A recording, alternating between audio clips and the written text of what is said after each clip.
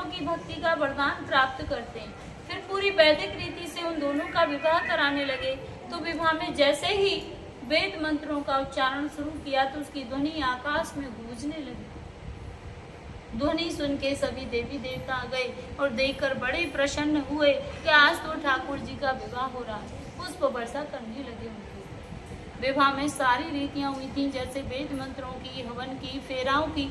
तो लास्ट में विधि होती है मांग में सिंदूर भरने की। जब तक सिंदूर नहीं भरा जाता शादी मान्य नहीं होती है। तो आप यहाँ पे सभी ध्यान से दर्शन करना। यहाँ पे ठाकुर जी राधा रानी की मांग में सिंदूर भरते हुए, हाथ देखो ठाकुर जी का, राधा रानी के सिर के ऊपर है, ऐसे चुटकी बनी हुई है हाथ में इस तरीके से। ये पूरे विश्व का एक ही मंदिर है जो भगवान के ऐसे अद्भुत शादी के दर्शन यहाँ भांडीर वन में होते हैं। नहीं तो जहाँ भी दर्शन करोगे बंसी बजाते हुए करोगे। यहाँ पे ठाकुर जी के हाथ में बंसी नहीं है, सिंदूर है, मांग भरते हुए। सिंदूर भरने के बाद में जैसे ही विवाह संपन्न हो गया तो जो ब्रह्मा जी थे वो अपने ब्रह्मलोक को चले गए, जो देवी देवता थे वो अपने देवलोक को चले गए। जो उनकी माया से यहाँ पे मंडप प्रकट हुआ था वो भी यहाँ से अलोप हो गया। राधा कृष्ण दोनों अकेले रह गए। देखते ही देखते कान्हा जी फिर से बाल्य अवस्था में हो गए, जैसे लेकर आई थी गोदी में उसी अवस्था में फिर से हो गए। अब यह देख के राधा रानी रोने लगी और कहने लगी, हे प्रभु यह कौन सी लीला रच रहे हो आप। मैं इस लीला को नहीं समझ पा रही कि अभी अभी तो आपने मेरे साथ विवाह रचाया था। अब यह कौन सी लीला है कि मैं तो तरुण अवस्था में हूँ और आप बाल्य अवस्था में हो। इस वियोग को मैं सहन नहीं कर पाऊंगी प्रभु। तभी आकाशवाणी हुई।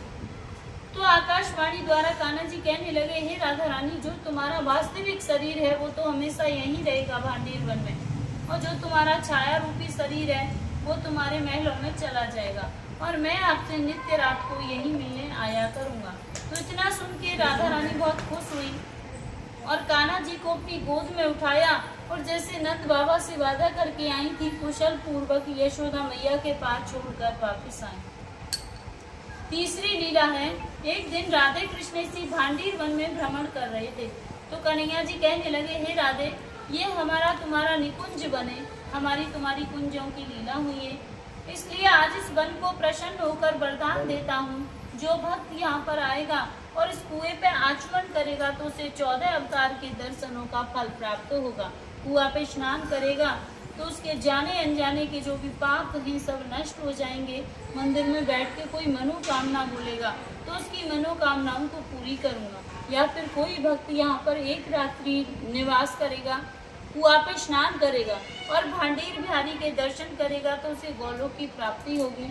यहाँ बैठ के कोई चीज़ खाएगा तो उसे इंद्रलोक की प्राप्ति होगी। या यहाँ पे कोई गौदान करेगा तो उसकी 73 पीढ़ियों का उद्धार होगा।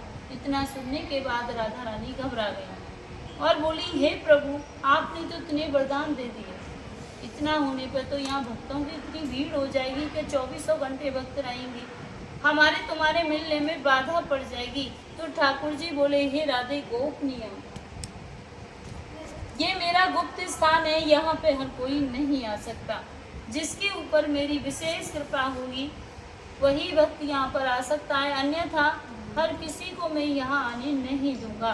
तो जब जिन भक्तों के ऊपर ठाकुर जी की विशेष कृपा होती है वही भक्त यहाँ तक पहुँच पाते हैं। तो ये एक विवाह का मंदिर है। तो यहाँ पर राधा रानी के कन्यादान का दान होता है। कन्यादान में साड़ी श्रृंगार का सामान राधा रानी को भेंट किया जाता है। जो भक्त पहली बार आते हैं जैसे उन्हें पता नहीं लेकर आते तो उसकी यहाँ न्योछावर भेंट हो जाती है। साड़ी श्रृंगार का 251, श्रृंगार का 101, जिससे उन्हें राधा रानी के कन्यादान का फल प्राप्त होता है। या कोई भक्त अपने नाम से ठाकुर जी की एक दिन की भोग सेवा करवाना चाहे तो यहाँ पे ठाकुर जी को पूरे दिन में 4 भोग लगते हैं। तो उसके यहाँ पे 1100 रुपये हैं। तो उसका नाम गोत्र लिखते हैं डायरी में, फिर उसी के नाम से ठाकुर जी की पूरे दिन की भोग की सेवा होती है। और एक यहाँ पे हम ब्रजवासियों से ठाकुर जी ने भिक्षा मांग के खाई थी मधुकरी की। तो मधुकरी का मतलब है मांग के खाना। तो यहाँ ये वरदान दिया था कि यहाँ भांडीर वन में जो भिक्षा मांग के खाएगा वो किसी भी जन्म में भिखारी नहीं बनेगा। जो भिक्षा के बदले दान देगा वो हर जन्म में दानी ही बनेगा। तो यहाँ पे छाछ रोटी का प्रसाद दिया जाता है, तो आप भी लेना। और जो भी तुम्हारी श्रद्धा हो गायों के लिए सेवा करने की तो वो नीचे करना, जहाँ पे छाछ रोटी का प्रसाद लोगे वो पैसा गायों के लिए जाता है। बोली राधे राधे।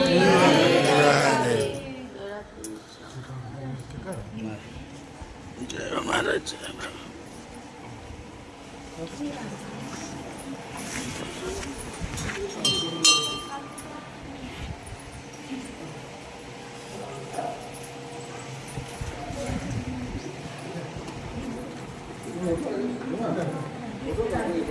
हाँ